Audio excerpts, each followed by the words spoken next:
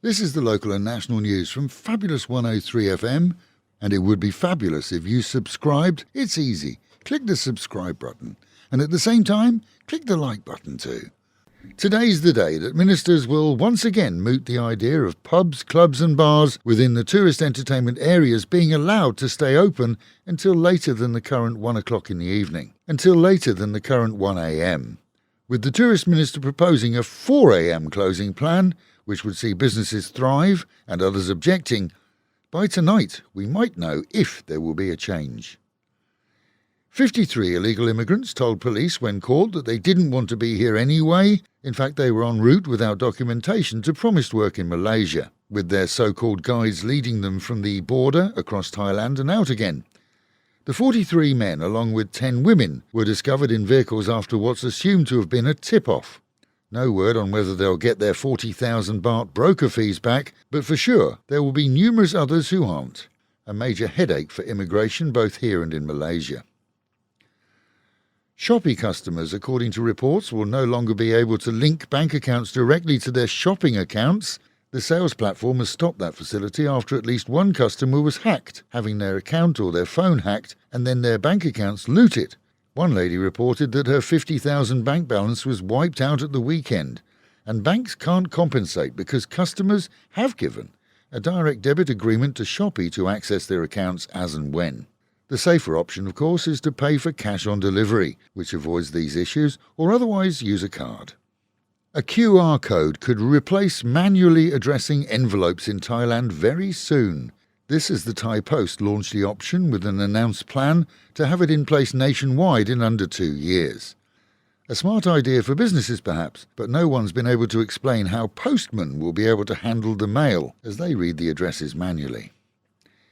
In the capital, a 41-year-old Frenchman has been taken into custody, charged with conning an unnamed mark out of 2 million baht, with the promise of high returns from a non-existent supply of luxury brand name accessories. Claiming to be an importer of everything from handbags to shoes and perfume to purses, he's also thought to have scammed others too, taking the money and then instead of delivering, cutting off all contact. New style tickets for traffic violations are now being issued by cops with handheld printers across Thailand. The good news is that whereas before we had to go to the police station to pay, now each ticket has a QR code, which allows online payment without the hassle.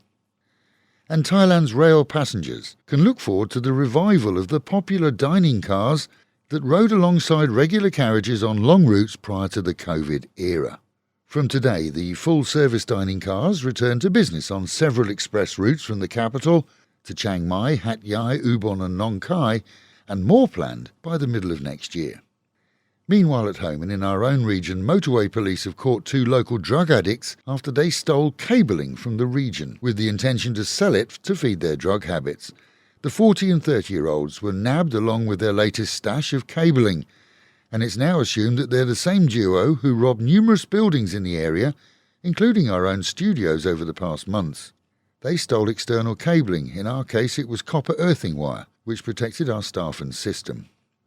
Pattaya was rammed to the gills yesterday as Thais enjoyed a national holiday. Father's Day is a very special occasion here, cemented to the birthday of the late King Rama IX, and saw numerous events here for families.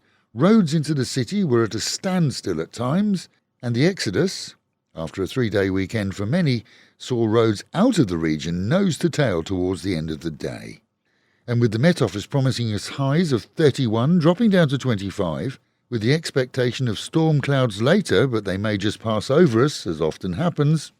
Local and national news today from Fabulous 103 FM and Fabulous Pattaya Media Group.